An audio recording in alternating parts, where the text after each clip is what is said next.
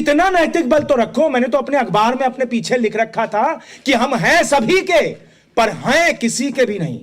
गांधी कहते हैं पत्रकार एक चलती फिरती महामारी है। ये वो गांधी का देश था जहां पर खबरें छीन ली जा रही थी, जहां पर खबरें रोक ली जा रही थी। जब आज कोई कहता है कि अभिव्यक्ति की इस आजादी पर रोक लगी हुई है, इमरजेंसी आ गई है, तो मुझे लगता है कि उनका कॉलर पकड़ूं और कहूं कि तुमने इमरजेंसी देखी है क्या, तुमने इमरजेंसी भोगी है क्या। और कहा जाता है कि आप ही मालिक हो गए अब सर्कुलेशन के, आप ही मालिक हो गए विज्ञापन के। तो आप विज्ञापन लेंगे तो आपको कमीशन भी मिलेगा, तो वो काहे खबर ढूंढेगा, वो विज्ञापन ढूंढेगा। मैं यही रुक कर कहूंगा, कभी दूसरा गांधी नहीं होगा। ये फुदक फुदक कर लोग गांधी के पीछे क्यों चले जाते थे? ऐसा क्या था गांधी में? पूरी इमोशंस की मार्केटिंग होती है। आपके इमोशंस को आज का टीवी मीडिया खींचकर बेच खाता है।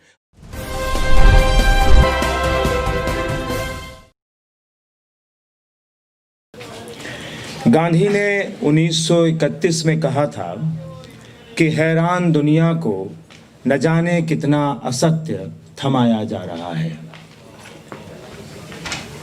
आज हम पोस्ट ट्रुथ के जमाने में हैं।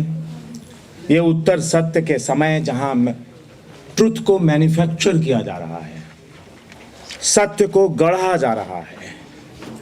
वो फेक न्यूज़ और पेड न्यूज़ की बात कर रहे थे। वास्तव में ये ऐसा समय है जब हम अस्मिता की जगह तर्क को जगह दे रहे हैं। हमें सबूत नहीं चाहिए, हम प्रोपेगेंडा को ही सबूत मानने लगे हैं। साझा सत्य गायब है और हम सब अपने अपने सत्य के साथ हैं। हम वैकल्पिक सत्यों को भी खोज ले रहे हैं। और ये जो हमारा समय, ये बड़ा ही वैविध्य भरा हुआ। अब ये कहें कि बदलाव की बयार अचानक आ गई क्या? नहीं। याद करें उस आपातकाल के समय को जिसमें आप में से शायद ही कोई रहा हो और कोई नहीं था। उस आपातकाल की पत्रकारिता का समय जिन लोगों ने भी देखा, अगर आप उसे समझना चाहते हैं तो धर्मवीर भारती की मुनादी कविता पढ़ डालें। आपको पता लग जाएगा कि किस तरीके का संघर्ष उस समय की पत्रकारिता और लोग जूझ रहे थे। मैं खुद एक 6-7 साल का लड़का था और मेरे पिता के नाम वारंट कटा हुआ था। मैंने पहली बार जाना कि भूमिगत के मायने क्या होते हैं। मुझे ही घर का दरवाजा खोलना होता था और सबसे पहला झूठ बोलना होता था, पिता घर में नहीं है, क्योंकि हमें बचाना था उन्हें। हमारे स्कूल में ताला लग गया था, हमारी 6 महीने पढ़ाई नहीं हुई थी। मुझे पिता के साथ पीछे भेजा जाता था कि अगर वो गिरफ्तार हो गए तो घर आकर सूचना देने वाला कोई होना चाहिए। हम उस गुस्से में रहते थे कि हमारी किताबें हमसे छीन ली गईं, हमारे पिता का चैन छीन लिया गया, हमसे एक समय का खाना छीन लिया गया और उस समय के अखबारों से खबरें छीन ली गईं। हमारे इलाहाबाद विश्वविद्यालय के एक अध्यापक हुआ करते थे, आचार्य रघुवंश। वो दोनों हाथ के जन्म से ही लूले थे। वो अपने हाथ से गिलास उठाकर पानी नहीं पी पाते थे और कटघरे में खड़े करके जब उनसे जज ने पूछा कि मिस्टर रघुवंश, आपके ऊपर आरोप है कि आपने पटरियां उखाड़ी हैं और बिजली के तार काटे हैं, तो उन्होंने अपने उन लूले हाथों की ओर देखा और कहा, जी मिलॉर्ड, इन्हीं हाथों से। ये वो आपातकाल था जिसे रिपोर्ट किया जा रहा था, लेकिन खबरें छप नहीं रही थीं। वह पत्रकारिता के लिए बड़ा ही असमंजस का समय था, बड़ा ही कठिन समय था। यह वो गांधी का देश था जहां पर खबरें छीन ली जा रही थीं, जहां पर खबरें रोक ली जा रही थीं।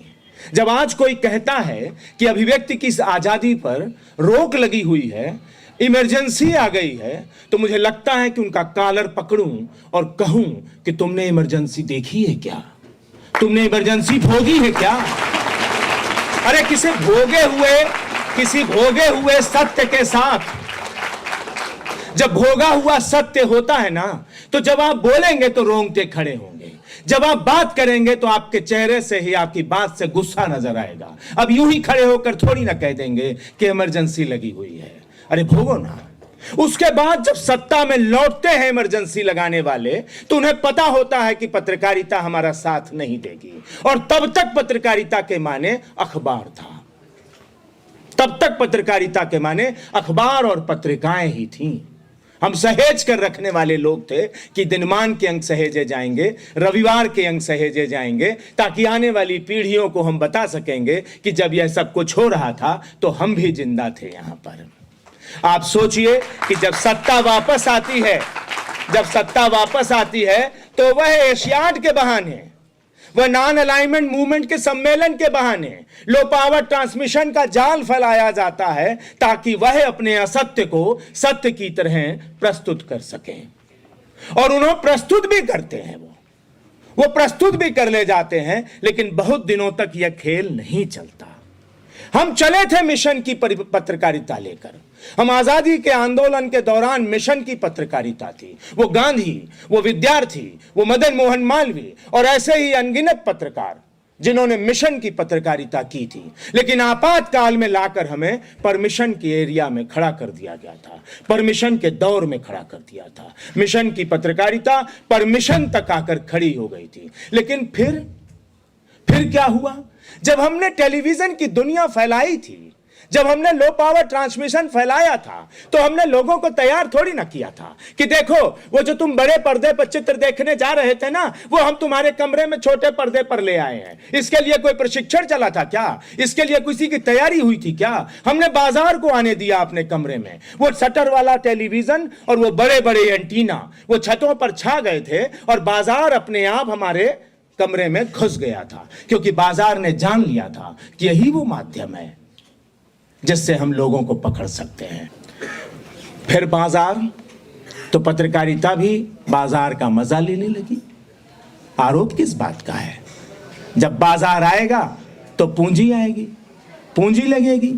और सरकार ने भी कह दिया उस समय की कि विदेशी पूंजी 26% लगा लो। माडो 500 करोड़ रुपया लेकर आ गया। हम जिस अखबार में काम करते थे उसी अखबार से 436 लोगों को निकाल दिया गया। हम लोगों के आगे 1080 दिन का कॉन्ट्रैक्ट का कागज रख दिया गया, कहा इस पर साइन करो। तनख्वाह थोड़ी बढ़ा दी जा रही है, लेकिन 1080 दिन बाद हम देखेंगे तुम काम करने लायक होगे तो तुम्हारा कॉन्ट्रैक्ट रिन्यू होगा, वरना नहीं होगा। तब फिर तो हम बाजार के साथ चलेंगे ना कि हमारा कॉन्ट्रैक्ट रिन्यू हो जाए।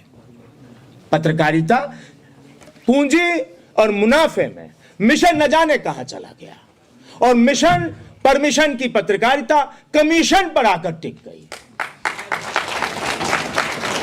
एक छोटे से शहर में एक अच्छे से पत्रकार को भेज दिया जाता है और कहा जाता है कि आप ही मालिक हो गए अब सर्कुलेशन के, आप ही मालिक हो गए विज्ञापन के। तो आप विज्ञापन लेंगे तो आपको कमीशन भी मिलेगा, तो वो काहे खबर ढूंढेगा? वो विज्ञापन ढूंढेगा। तो मिशन, परमिशन और कमीशन। लेकिन आप कहां थे? आप माने ऑडियंस। उस ऑडियंस की परवाह वो छुट्टा सांड की तरह छोड़ दिया गया उसे। वो कहां गया बेचारा? वो दुनिया बदल रही थी, ऑडियंस की दुनिया बदल रही थी। वो हम जब ऑडियंस पढ़ाते हैं अपने क्लास में, तो मैं पत्रकार से अध्यापक हो गया हूं तो थोड़ी अध्यापकी भी दिखाऊंगा। तो वो जो ऑडियंस पढ़ाते हैं तो 3 प्रकार के ऑडियंस बता देते हैं। एक ऑडियंस होता है टारगेट ऑडियंस। हम इलाहाबाद से ट्रेन में बैठकर यहां आए हैं तो हमें पता है कि आप सब हमारे टारगेट ऑडियंस हैं, यहां पर विद्यार्थी मिलेंगे। लेकिन इसी टारगेट ऑडियंस में 2 ऑडियंस और भी हैं। एक है स्पेक्टेटरी ऑडियंस, जिसे पता है कि लंच मिलने वाला है,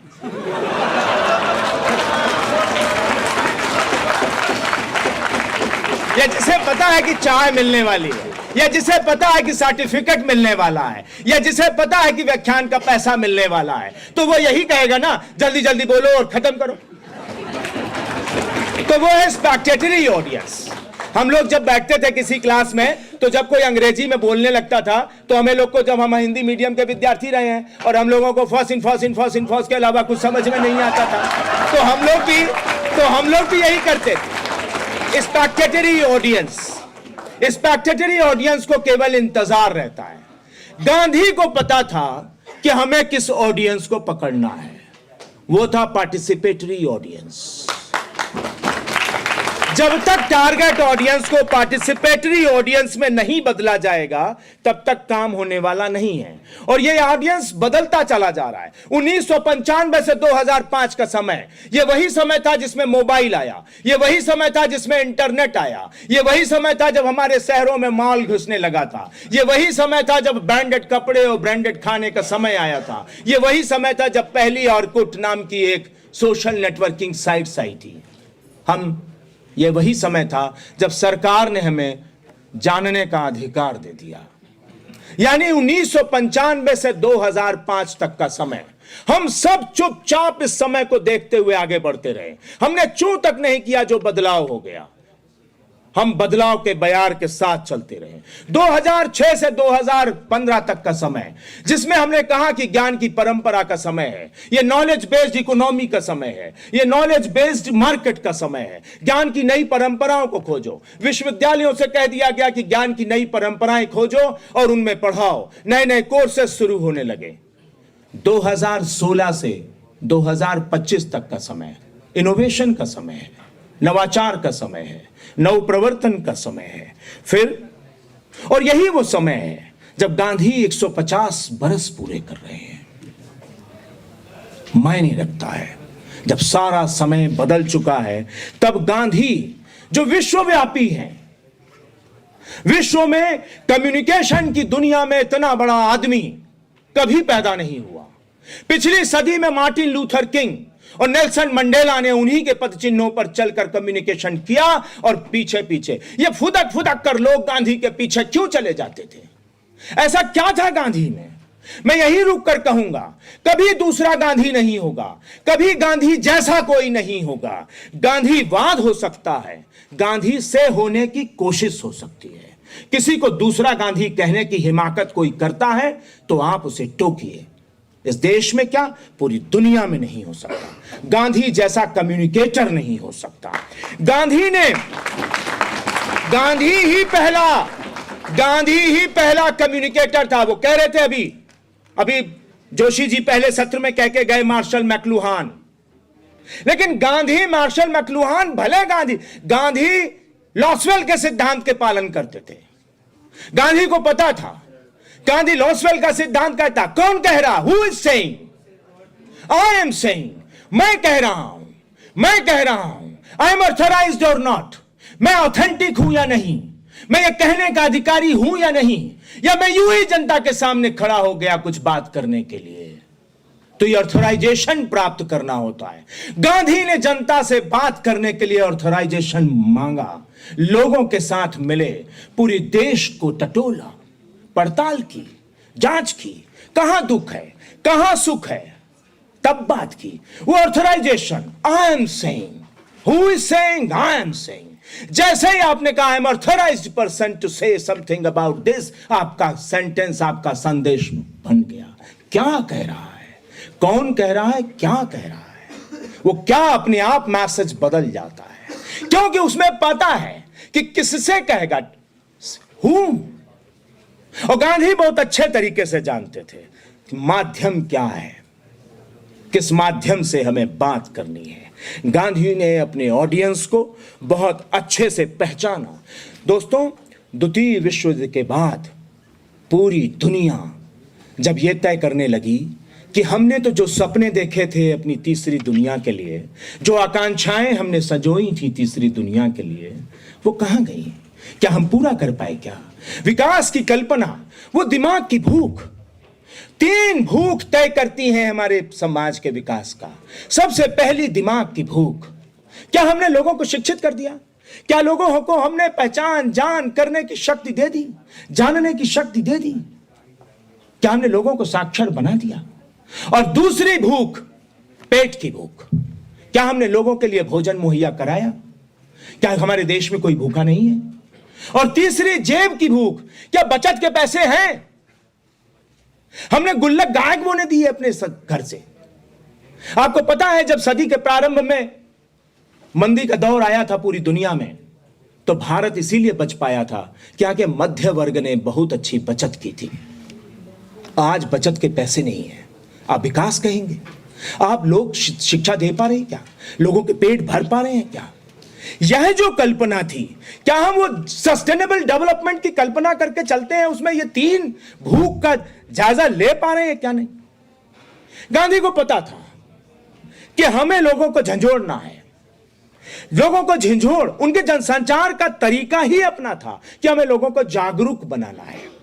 आप छोड़ दीजिए कि वो पत्रकारिता के 3 सिद्धांत हैं कि टू एजुकेट, टू गाइड। क्या आज की पत्रकारिता झंझोड़ नहीं सकती क्या? लोगों को ललकार नहीं सकती क्या? यह गांधी से सीखना होगा, लोगों को भीतर की ताकत का एहसास दिलाना। और इसके लिए चाहे वो करें, चाहे जो कुछ करना हो, चाहे लोगों से बात करनी हो, चाहे लिखना हो, चाहे बोलना हो, चाहे भाषण देना हो, वो बोलते रहे, वो लिखते रहे, वो दिखते रहे और लोगों की रगों में संचरित होते रहे। और यही वजह है कि कास्टिंग के सारे सिस्टम गांधी में निहित थे। वो ह्यूमन कास्टर तो थे ही, वो प्रिंट कास्टर भी थे, वो ब्रॉडकास्टर भी थे, वो टेलीकास्टर भी थे, और उस जमाने में हम कह दें वो वेबकास्टर भी थे। वेबकास्टर माने क्या? आज के लिए सोशल मीडिया। वो संचरित होते थे लोगों के द्वारा। यूं ही थोड़ी ना गांधी लाठी लेकर निकल चलते थे और लोग उनके पीछे हो लेते थे। वो इमोशंस के रास्ते दिल दिमाग पर छा जाते थे। पूरी इमोशंस की मार्केटिंग होती है। आपके इमोशंस को आज का टीवी मीडिया खींचकर बेच खाता है, आपकी अटेंशन को बेच खाता है, आपको पता भी नहीं चलता। तो लिहाजा गांधी जो सिंबॉलिक कम्युनिकेशन के महारथी थे, सिंबॉलिक कम्युनिकेशन। आप सोचिए जरा, गांधी जानते थे कि हमारी संस्कृति पर प्रहार हो रहा है। एक छोटा सा उदाहरण मैं आपको बता रहा हूं। गांधी जानते थे कि हमारी संस्कृति का प्रहार हो रहा है। संस्कृति की ढेर सारी परिभाषाएं दी जाती रही होंगी, लेकिन हम जानते हैं कि हमारे कल्चर बनता है हमारे रहन सहन से, हमारे भोजन से, हमारी वेशभूषा से, हमारी शिक्षा से।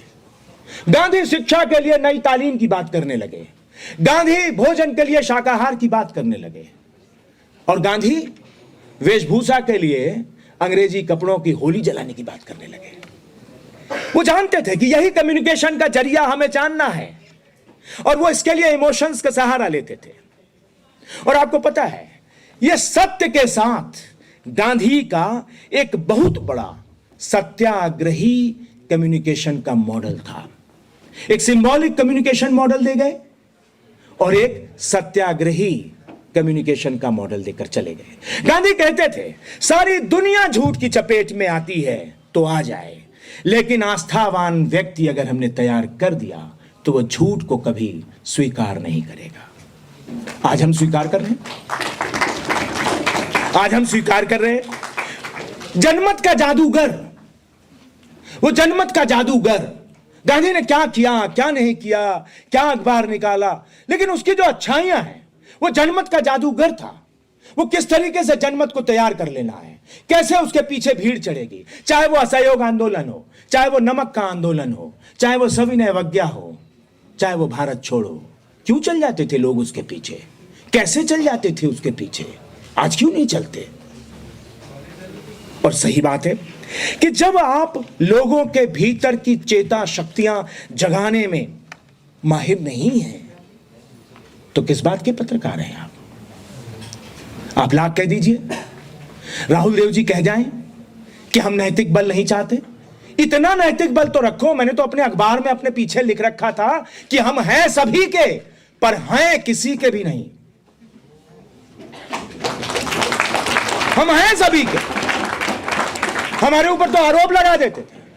मुख्तार अब्बास नकवी कहते थे कि आप कम्युनिस्ट हैं, तीस्ता सीतलावाड़ कहती थी कि आप बजरंग दली हैं, नीलम महाजन सिंह कहती थी कि आप कांग्रेसी हैं। हम हैं सभी के, पर हैं किसी के भी नहीं। जो सच होगा, जो सच होगा, जो सच होगा वही। अरे गांधी की कोई पूछ रहा था प्रश्न, गांधी की पत्रकारिता की कही हुई बातें निकालो। गांधी कहते हैं पत्रकार एक चलती फिरती महामारी है। वो कहते हैं कि एक अखबार में भविष्यवाणी की गई है कि दंगे होने वाले हैं और दिल्ली की सारी लाठियां और छुरे लोगों ने खरीद लिए हैं। पत्रकार का कर्तव्य लोगों को बहादुरी सिखाना है, उनको डराना नहीं। इसको अपने अपने दिमाग में रखिए, इसको अपने दिमाग में रखिए। और आज देखिए टीवी कर क्या रहा है, यही तो काम कर रहा है, ये महामारी है। दूसरा, वो एक ये नहीं है कि प्रश्न उठा रहे हैं, वो जवाब भी दे रहे हैं।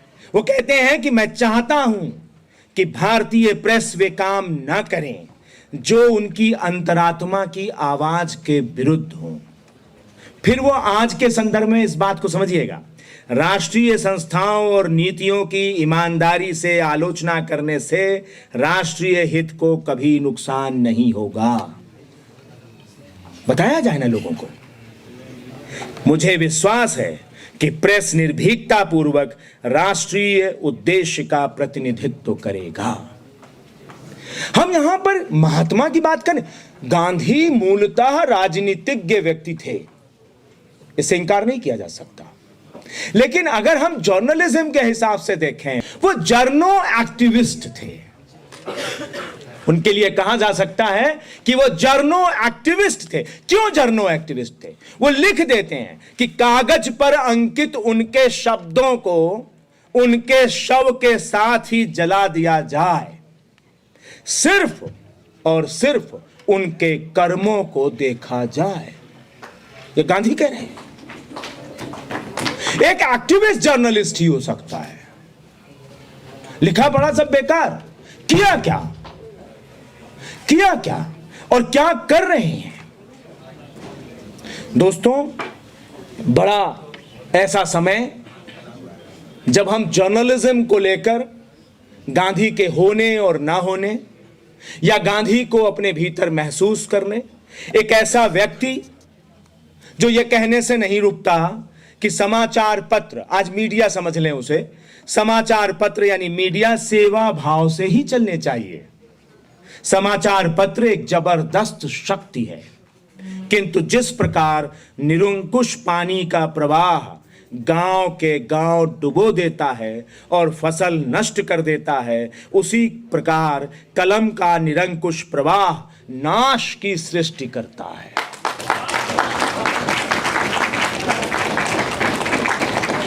हम ऐसे समय में हैं जब हर व्यक्ति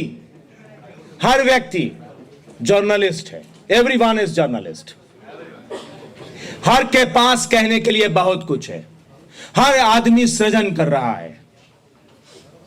हर आदमी अपने समय को दर्ज कर रहा है।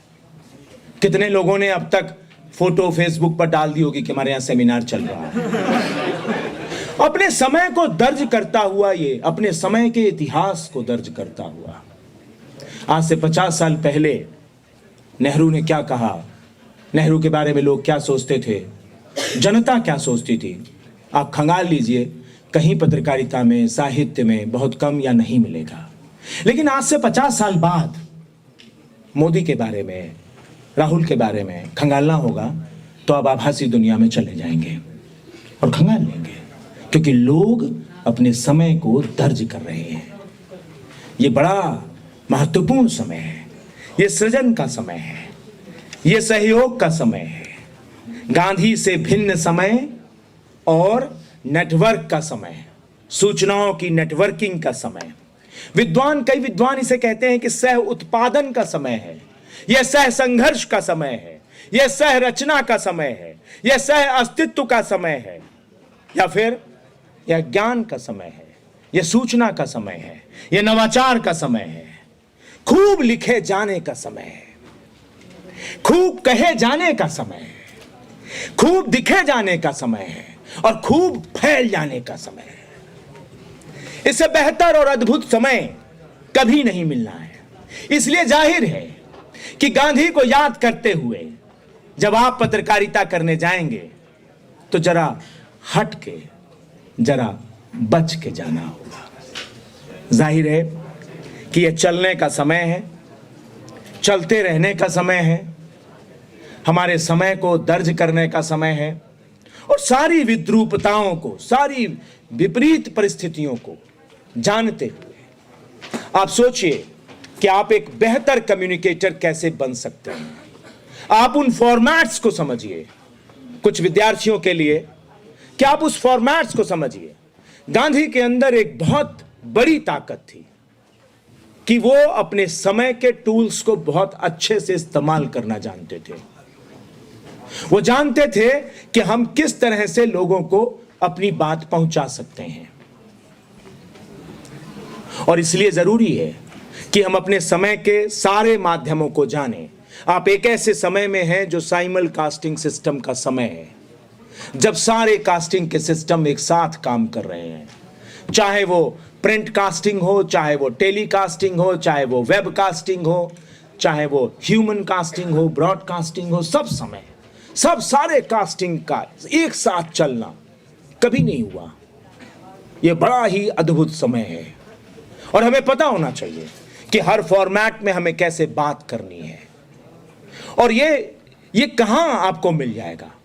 मैंने पहले ही, जैसा कि उन्होंने कहा कि विद्यार्थी को याद करना चाहिए, मदन मोहन मालवीय को याद करना चाहिए, और सबसे बड़ी बात कि गांधी को याद करना चाहिए।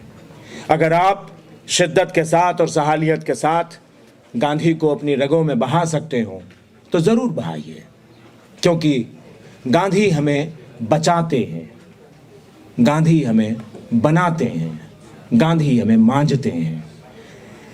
यह कोई उपदेश नहीं है।